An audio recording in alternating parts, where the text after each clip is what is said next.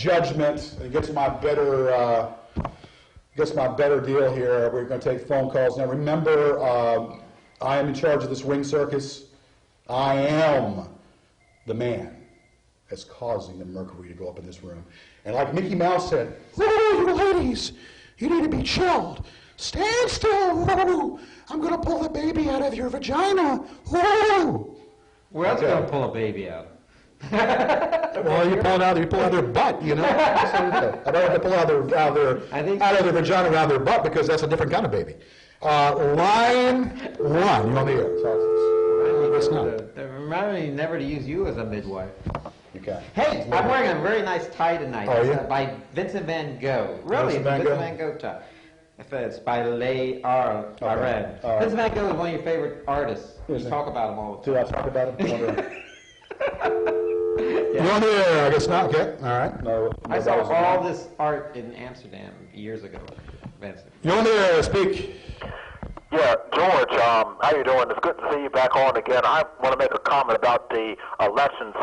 As far as the elections are concerned, I think John McCain is the most qualified because of his experience, and also he seems to be able to get it that you don't raise taxes. That's going to hurt the poor, and I'll share something with you. Y'all would agree with this. When I was 18 and 20 years old, before I, was in the middle class, I never got hired by a poor person. It was the wealthy people that Obama wants to tax that will hire me. So in other words, if Barack Obama gets his wish on raising the taxes, other younger people or people starting off won't be able to have jobs and become successful like I am and make a decent living.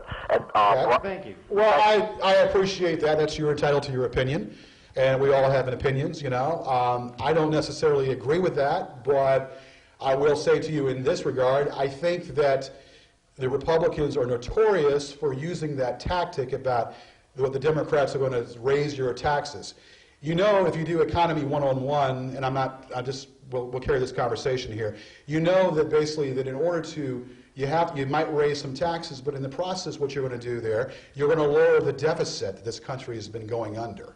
We have a deficit Reagan was a good man. I'm not going to bash Reagan, but under the Reagan-Bush term, we had a high deficit.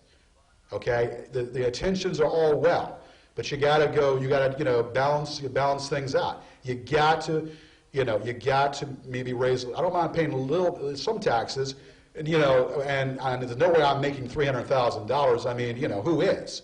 And the way this economy is, I'd like to know who is. But we have to concentrate on keep the taxes, like you said, but also lower the deficit. Well, let me tell you. And the way to do that is sometimes raising taxes. And you're right. And let me tell you something about when you're in a war. We're still in a war. People, they like to pretend that the war is not going on. It's still going on, and it's costing us a lot of money. And I hope it all comes to a good end and everything. But when there's a war going on, in every war we've ever had, we've never lowered taxes. We've always our soldiers deserve all that's money and everything that's come to, and all the expenses that a war costs, and we're not going to give the rich people who don't even give a damn about the war a tax cut, a reward. Are you on the air? On the air? No. Also, that's kind of I know that ditto head that Rush Limbaugh always talks about, that poor people never pay taxes and only the rich people do. Well, that's on the air. I can't believe that would happen. How you guys doing tonight? What's going on? Okay, I was at the Bruce Springsteen concert. I saw you sitting down in the same section. It was a great show. I'm wondering. You should have said hello. It was great to see Bruce, and I'm glad. And you should have said hello. And had a wonderful time. And thanks for. I was wondering why you didn't sit next to George. Is it because George. Because thank you. Because George wasn't there. That's right. And if we were there, we'd probably be sitting up there and get some cold brewskis. But thank you for pointing that out. But no, I was not there. Yeah, well, thanks for. And next time anyone sees me in public, just come up to me, shake my hand, give me a few dollars. Because I have a MySpace page and a Facebook page, and I need to keep it going. I was unaware of that. I'm just kidding. You're on the air. Talk to us. Hey, how you guys doing tonight? I'm doing fine. Comments or questions tonight about the election? Yeah, I'm commenting on what do you guys think about the onshore drilling policies? Offshore drilling policies. The offshore drilling? Offshore drilling. I think that I'm open to it, but I mean, I think that we need to just, consider about. Now, I think I'm open to it, but I just think there's too much talk about drill here, drill there. If they had more diplomacy, hold on a second. If we had a president that had more diplomacy, we wouldn't be paying all these absurd prices, for gas. You want to know one thing I love there? Oh, no. You're starting job. I know. Let me tell you something about offshore drilling. Offshore drilling, we're not going, I don't think it's I think we should get rid of gassing altogether and try to work on almost everything else, solar power, everything else, because, we could tell the Saudis and all those other people, go to hell and let them sit on their oil. Caller, for you, go to hell also, too. Because guess what? All we got out of you was, and you got chopped off like bad news. Okay. All right, that's another calls then. Actually, they were good calls. Thanks for calling. All right, we've got about 3 more minutes in the show, and we want to talk to you. This is the Gorgeous George Show. GorgeousGeorgeShow.net. GorgeousGeorgeShow.net. And we also have, that's the website, and Oasis Karaoke, serving the area in Richmond, doing private parties, doing all kinds of parties for you and yours at Oasis Karaoke. It's going to be a great election. We'll have 5 weeks to talk about it. We've got more things coming up here. We have very much a lot to talk about in a short time to do it in. And we're at a different time spot. But we'll get everything in. Get everything squeezed in an hour and try to make it good and make it work. Line 1, talk to us. You're on the air. Guess not? Okay, then bye-bye.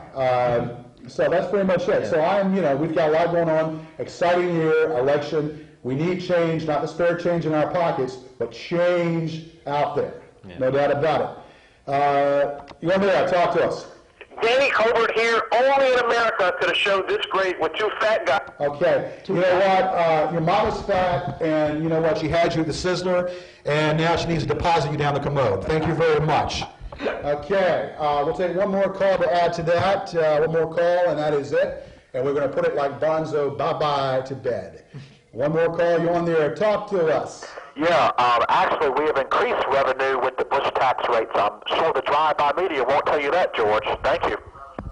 Listen, Mr. Henderson, I do appreciate your call, but I will disagree with you, and I respect you. At least you, Mr. Henderson, you call up the show, and you're dignified with your calls, and I'll give you that. Yeah. But anyway, the other callers can learn from you. But I disagree about your politics. Playing this weekend, so we hope that happens. All right, we're going to be taking some phone calls. This is the Gorgeous George Show. And remember, who's in charge of this ring circus? Hello. I guess that wasn't that important, so I'll go ahead and fix my hair a little bit here. And fix it up even more here. I'll take it from inside here. Hello? George. Hello. What's going on? Not much. Really? Comments or questions tonight? Yeah, really. But I'm glad you called to say really, and thank you. Not much going on tonight, but I'm on TV, blessing your TV screen, but thank you for noticing. Woo! Tell you what. Anyway, so we got that to talk about. We got another call here we're going to grab. Hello? You're playing with yourself again. Okay, we can't, if you want to play with yourself, we don't want to know about it. That's your personal problem. You need to take it somewhere in a corner. Okay, line 2. Okay, that's not. Okay. Hey, Mike, I'm going to take the calls in here, okay? Let me take the calls. Cool? Okay. All right. Line 1. I guess not. Okay. Hello. Comments or questions? George, how you doing? What's going on? What's your name? Brian, how are you? I'm doing fine. Comments or questions tonight? Quick question for you. Do you think that Barack Obama was the best Democratic candidate instead of Hillary Clinton? And also, do you think he may have felt threatened by possibly choosing her as his vice presidential candidate? I don't think that out of the two, I think Hillary Clinton was the better choice. I think Hillary Clinton was the better choice. Obviously, I'm biased because I'm Bill Clinton. I'm biased because I like Bill Clinton. I think we, as a country, excelled in the 90s under the Clintons. That being said, Barack won fair and square. Barack is a very, I like what Barack is about. I was very disappointed that he didn't choose Hillary. I thought that Hillary was the choice. By that being said, Joe Biden is a decent choice too. So when it's all said and done, you have this, granted it's not the top choice, but it's a person that is just as able and ready to rule this country, I think. Hey, great show tonight, George. Thank you. All right. That was a great call. That was a great call. Okay. You're on the air. Okay. All right. Hello? George, how you doing? Comments or questions? Want to talk about Obama? Go right ahead. Yeah, you're talking about a situation where someone called him a communist or a socialist. Right. You're sitting here tonight, you're advocating a socialized medical system. You're also advocating the Obama tax plan, which he told Joe the plumber yesterday that he wanted to take his money and spread it around, spread it out evenly. So that is, by definition, socialism. So Obama is a socialist, and you are a fact. Okay. Well, you know what? You are an idiot. You are an idiot. Okay, your comment tonight, okay, there's one thing about being political. When you get personal, buddy, you become an idiot. You become a ass grinder, okay? You take your head, meet and greet your own log, flush your log with your head down and come out at the same time, and that would be equivalent to the phone call. Now, on the good topic, I'm open for debate. I'm open for a debate. That's great. Socialist, you want to talk about a socialist? I'll talk about a socialist. Okay, you want to talk about a democracy? Okay, let me tell you something. The Republicans are notorious because of making comments about people believing in doing something. We have government control. Government is in control of the situation, whether you want to believe it or not. Having socialistic values, okay, because you believe in helping people, because you believe in trying to do something with a system that's corrupt, you call that socialistic? No, I call that a democracy. I call that trying to make something happen and trying to make something afloat. So you can call it socialistic all you want. I call it a capitalism. I call it capitalism. You can talk about the socialistic views all you want. It's not socialistic to care about doing something and helping a system that's been corrupt ever since the Republicans have been in office. The Republicans are notorious for using that word, and you're raising taxes. Raising taxes, how about the deficit? Worry about the deficit that we have been under, owning for China and Russia and England and France, the money that we have, that pretty much have spent, and we owe these countries, these secondary countries. We're a laughingstock under this president. We're a laughingstock under the president, and we're under a major recession under Senior Bush. Okay, so let's get right down to it. The Clinton years were the best years this country ever had. Bill Clinton, in my eyes, was the best living day president this country had. You know why? Because we were in a better economical structure, we had affordable housing, and we were in a better situation as far as more money in the pockets. So under Bush, we have been under the crapper. Under Bush, we've been in the malaise, and McCain and Palin is a ticket right down the same direction. If you want to change, you'll vote for Obama. Okay, now I'm a little, get a little hot in the collar here, but anyway, it's great. It's great to have a different opinion, but be a little bit more intelligent rather than using the stereotypes. Be a little more intelligent rather than using the name calling. Socialistic, or communist. That's your opinion, and you're entitled to it. But be more creative, because it's not socialistic. It is a democracy, and it's time for a change, and it's time to get this country back in the better path. And the only choice out there is Barack Obama. Line 2. Okay, let's go. Okay, more term on the calls. That's it. All right, anyway, so that's pretty much what it boils down to. Hey, I am up for a good debate. Debate me. This is a comedy show. We're very comical, but, I got to put in my personal 2 cents in there. I got to put in my personal 2 cents, again, political here. You know what I'm saying? Line 1, talk to us. Okay. Guess not. Talk to us.